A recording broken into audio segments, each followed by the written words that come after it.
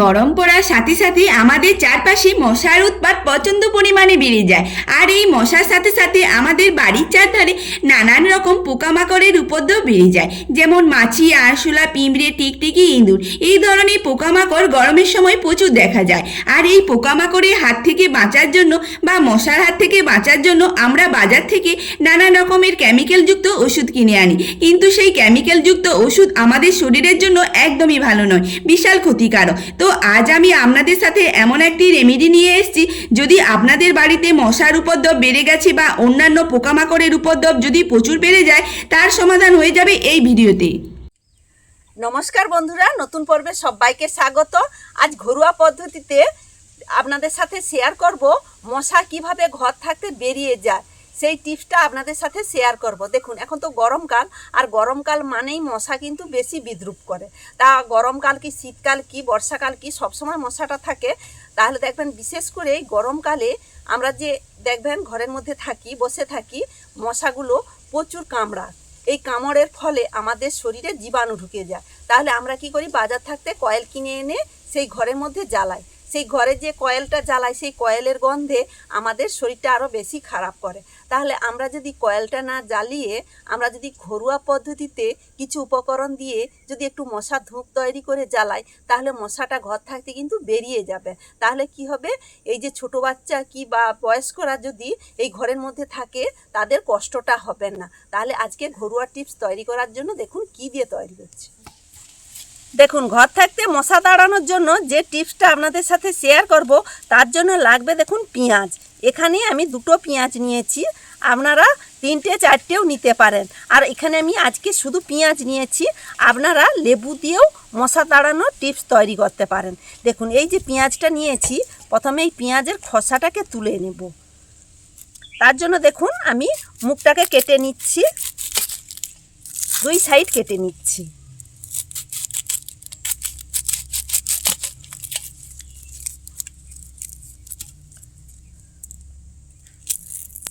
দেখুন, এখানে খোসাটা কিন্তু না তুললেও চলবে, তবে তুলে দিচ্ছি। দেখুন, এখানে পেঁয়াজের খোসাটা তুলে নিয়েছি আর দু সাইড কেটে নিয়েছি। দেখুন, একটা বড় নিয়েছি, একটা ছোট নিয়েছি। এবারে আপনারা একই সাইজের পেঁয়াজটাও নিতে পারেন।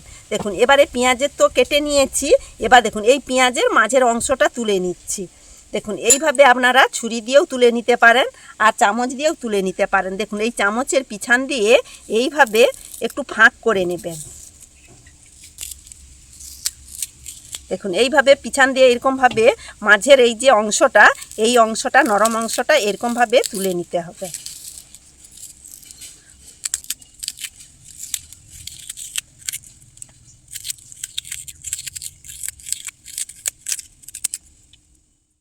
দেখুন, এই পেঁয়াজের মাঝের অংশটা তুলে নিয়েছি।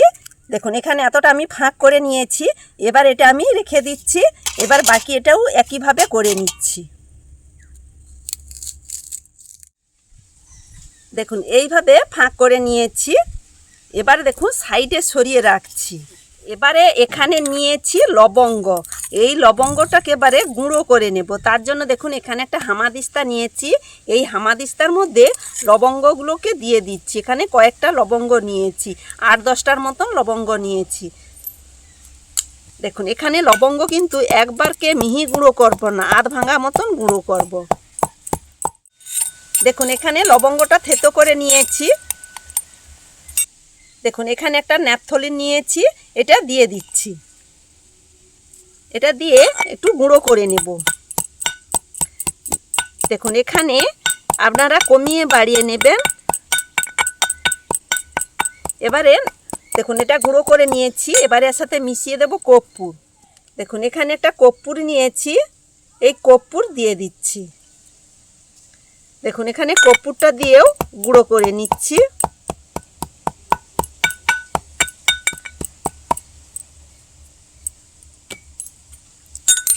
দেখুন, এখানে যা যা উপকরণগুলি দিয়েছি সবগুলো গুঁড়ো করে নিয়েছি।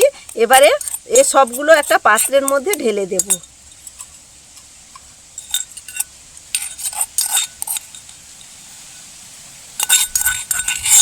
দেখুন, এখানে একটা পাত্রের মধ্যে ঢেলে দিয়েছি।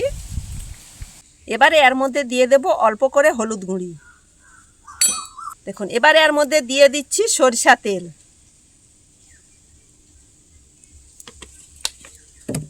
দেখুন এখানে সরিষা তেলের পরিমাণটা একটু বেশি দিয়েছি।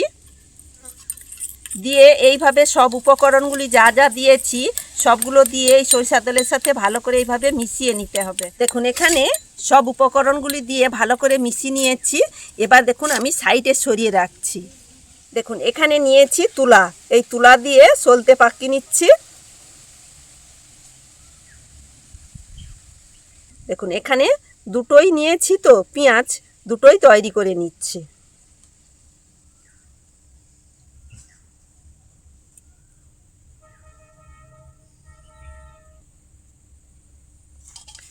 দেখুন এবারে এই যে পেঁয়াজের মধ্যে এগুলো দিয়ে দিচ্ছি, এই সলতেগুলো দিয়ে দিচ্ছি। এইভাবে দিয়ে দিতে হবে। এই যে মাঝখানে এই যে সলতেগুলো এইভাবে মাঝখানে দিয়ে দিতে হবে। দেখুন এবারে যে এই যে যা কিছু উপকরণ দিয়ে তৈরি করেছি এবারে এর মধ্যে দিয়ে দিতে হবে।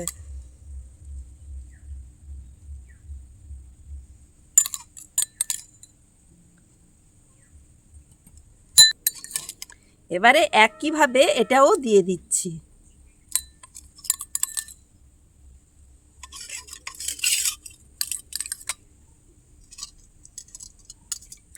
দেখুন এইভাবে পেঁয়াজের মধ্যে যা যা উপকরণগুলি দিয়েছি এবার দেখুন এগুলো জ্বালিয়ে দেব। দেখুন আজকে যে এই যে পেঁয়াজের সাথে যা যা দিয়েছি এইভাবে আপনারা জ্বালিয়ে দেবেন। দেখুন এখানে হয়ে গেল পেঁয়াজের ধূপ। দেখুন এইভাবে আপনারা জ্বালিয়ে রেখে দেবেন, ঘরের মধ্যে দরজা জানলা লাগিয়ে দেবেন। দেখুন এর যে যা যা উপকরণগুলি দিয়েছি এই যে পেঁয়াজের ভেতরে আছে এগুলো কিন্তু মশা একটুও সহ্য করতে পারে না। এর যে গন্ধ, এর গন্ধে কিন্তু মশা একবারকে ঘর থাকতে বেরিয়ে যায়। দেখুন এখানে আপনারা ধূপটা দিয়ে দরজা জানলা তো লাগিয়ে দেবেন, এইভাবে আপনারা জ্বালিয়ে রাখতে পারবেন। দেখুন যখনই তেলটা শেষ পেয়ে যাবে তেলটা আপনারা আবার দিয়ে দিতে পারেন। বা এই যে পেঁয়াজটা, এই পেঁয়াজটা আপনারা কিন্তু একদিনে ফেলবেন না। এই পেঁয়াজটা হয়ে যাবে 8 দিন, 1 সপ্তাহ রয়ে যাবে। দেখুন তেলটা শেষ পেয়ে গেলে তেল আর যদি এই যে কর্পূর আছে আর নেপথুনিন আছে এইগুলো একটু একটু করে গুঁড়ি করে তেলটার সাথে মিশিয়ে এইভাবে দিয়ে দেবেন। দিয়ে আবার জ্বালিয়ে দেবেন। দেখবেন যা মশা একটাও ঘরের মধ্যে থাকবে না। এর যে গন্ধ একদম সহ্য করতে পারে না। দেখুন এখানে আমি পেঁয়াজ দিয়ে করেছি। আপনারা যদি পারেন, যদি পেঁয়াজ না দিয়ে করেন তাহলে লেবু দিয়ে করবেন। হয়তো অনেকে ঘরের মধ্যে পেঁয়াজ রাখতে চায় না, তাহলে কি করবেন লেবুর মধ্যে ওই যে কেটে মাঝখানের অংশটাকে ফেলে দেবেন।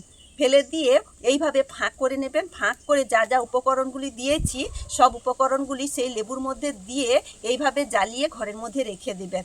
1টা হোক 2টা হোক 3টা হোক এরকমভাবে লেবুটার মধ্যেও দিয়ে একইভাবে জ্বালিয়ে রেখে দেবেন। আর লেবুটা ফেলবেন না।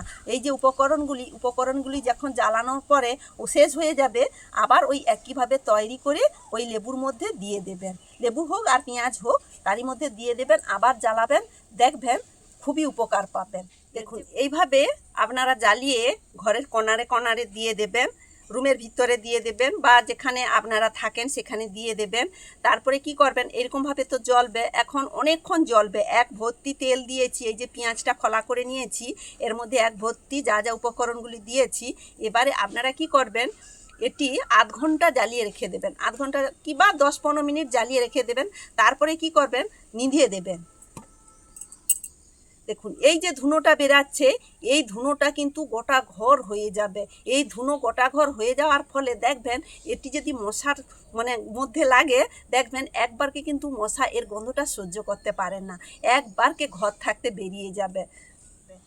তাহলে বন্ধুরা আজকে তো একবারকে সহজভাবে আপনাদেরকে দেখিয়েছি।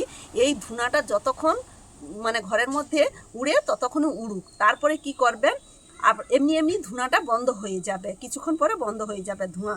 তারপরে কি করবেন আপনারা আবার জ্বালিয়ে দিতে পারেন। তাহলে বন্ধুরা দেখলেন তো আজকে একবারকে ঘরোয়া টিপস আপনাদেরকে দেখিয়েছি সহজভাবে ঘরে থাকা কিছু উপকরণ দিয়ে। তাহলে এইরকমভাবে আপনারাও জ্বালিয়ে ঘরের মধ্যে রাখবেন, খুবই উপকৃত পাবেন। তাহলে আজকের এই ঘরোয়া টিপস এখানেই শেষ করছি। আর আজকের ঘরোয়া টিপস যদি আপনাদের ভালো লেগে থাকে বন্ধুদের সাথে শেয়ার করবেন। আর সবাই ভালো থাকবেন। আবার নতুন পর্বে আপনাদের সাথে দেখা হবে। বাই।